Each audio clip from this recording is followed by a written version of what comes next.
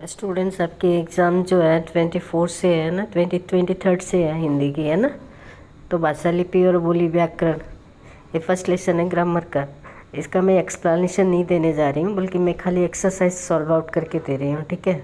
तो पहला ही जो क्वेश्चन है, नीचे दिए गए विकल्पों में से उचित विकल्प को छाट कर सही का चिन्ह लगाइए। भारत की राजभाषा का नाम क्या है? हिंदी। फिर आ जाओ इधर, विश्व की तीसरी, यहाँ आया नहीं प्रॉपरली, तीसरी हिंदी भाषा है, बोली जाने वाली भाषा। हिंदी भारत की राजभाषा कब बनी? 14 सितंबर 1949 को। याद रखियो, ये बहुत ज़्यादा इम्पोर्टेंट है। देवनागरी लिपि में कौन सी भाषा लिखी गई? ये सभी, संस्कृत भी, हिंदी भी, मराठी भी, ऑल। फारसी लिपि में कौन सी भाषा लिखी जाती है? देखो, फारसी लिपि है और उर्दू भाषा है, याद रखना, गड़बड़ मत कर देना। जैसे वो बस की यात्रा में क्या था, सॉरी क्लास 8 में था, उसको बोल के तुम्हारे यहाँ फ़ायदा नहीं है। फारसी लिपि है और उर्दू भाषा है। मान लो बोल दिया उर्दू लिपि, फारसी भाषा बताओ, तो प्रश्न ही गलत होगा। अब निम्नलिखित वाक्यों को व्याकरण के आधार पर शुद्ध कीजिए। मेरे को तंग मत करो, तो क्या होगा? मुझे तंग मत करो, है ना। फिर ख नंबर, हम बस से आया हूँ, तो मैं बस से आया हूँ। पंजाबी भाषा गुरुमुखी लिपि में लिखा जाता है, नहीं लिखी जाती है। फिर हम आपको बता दिए, तो हमने आपको बता दिया, क्या होगा?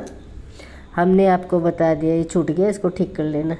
माँ ने खाना डाल दिया, नहीं परोस दिया है। लड़का लोगों को समझाइए, लड़कों को समझाइए। लोग काट दो तो काट दो। क्या आप फॉर्म भरा है? तो क्या आपने फॉर्म भरा है? क्वेश्चन मार्क नहीं दोगे तो गलत हो जाएगा। हिंदी भारत की होगा राजभाषा, ठीक है। उसके बाद मनुष्य अपने विचारों का आदान प्रदान किससे करता है? भाषा के माध्यम से करता है। टेलीविज़न पर सुनी गई बातें भाषा का कौन सा रूप है? मौखिक रूप होती है।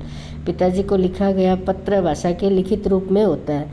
कविता पाठ भाषा का मौखिक रूप होता है। प्रत्येक भाषा का अपना व्याकरण होता है।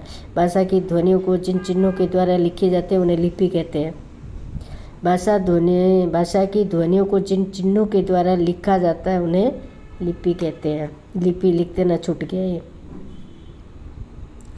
फिर है हिंदी देवनागरी, पंजाबी गुरुमुखी, ये भाषा के नाम दिए गए। लिपि लिखना है हमें। हिंदी देवनागरी भाषा में, पंजाबी गुरुमुखी, उर्दू फारसी, संस्कृत देवनागरी, गुजराती देवनागरी, बांग्ला है, जो बांग्ला मत लिख देना, बंगाली है। अंग्रेजी, रोमन, जितने भी फ्रेंच लैंग्वेज, जितने भी विदेशी लैंग्वेज हैं उनकी सभी की भाषा क्या है? रोमन है। मराठी देवनागरी। अब राइट एंड रॉन्ग। भारतीय संविधान के अंतर्गत 22 भाषाओं को मान्यता दी गई है, करेक्ट। देवनागरी लिपि का विकास ब्राह्मी लिपि से हुआ, ये तो बहुत ही ज़्यादा इंपॉर्टेंट प्रश्न है, राइट। बांग्ला एक विदेशी भाषा है, रॉन्ग।